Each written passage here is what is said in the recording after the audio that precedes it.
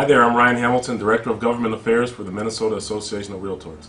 I'm Paul Egger, Vice President of Governmental Affairs for the Minnesota Association of Realtors. Thanks for watching this week's legislative update. As we're recording this, the governor last night gave his State of the State speech. It included pretty typical items for any governor's State of the State speech. Governor Dayton highlighted his highest priority agenda items, everything from education and transportation.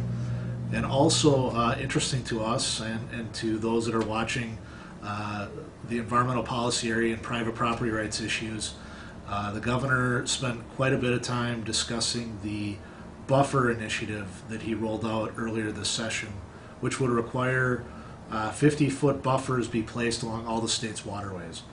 This is an issue that has received a lot of media attention throughout the session. We're following it very closely. We've talked about it in previous updates. It's still unclear if there's enough support for that initiative to move forward in either the Senate or the House, but we'll continue to be part of that conversation and review any language that comes forward and to certainly represent the interests of private property owners in that debate as it moves forward.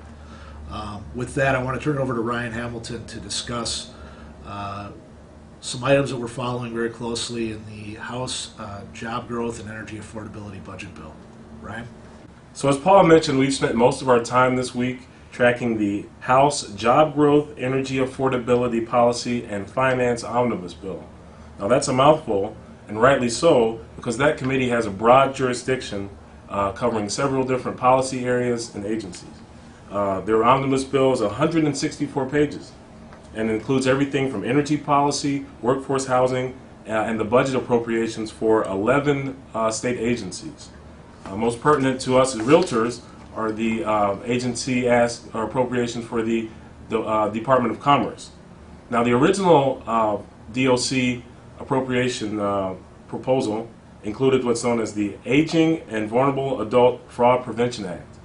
And that's a new policy proposal that would add new fraud prevention requirements for all commerce-related entities, including real estate licensees.